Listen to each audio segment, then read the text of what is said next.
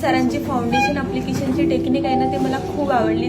मी याच्या आधी ब्लेंडरनं ॲप्लिकेशन करायची फाउंडेशन.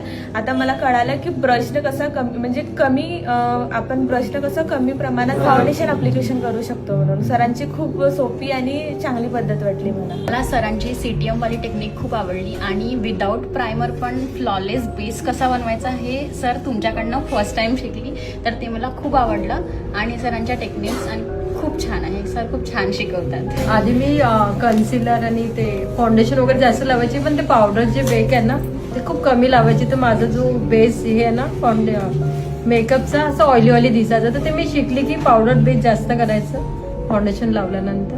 तर ते एक मी नवीन शिकले. मी याच्या आधी पण 5 दिवसाचा वर्कशॉप केला आहे, पण सरांची समजण्याची टेक्निक आणि सांगण्याची पद्धत खूप चांगली आणि छान आहे.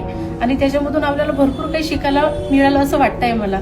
आणि मेन म्हणजे सरांचा जो हायड्रेटिंग स्प्रे जो केला तो माहीत नव्हता आतापर्यंत. म्हणजे आपली स्किन ड्राय होते, मेकअप केल्यानंतर एकदम ड्राय होते, तर ते त्याच्यानंतर कव्हर कसं करायचं ते इथून माहीत पडलं.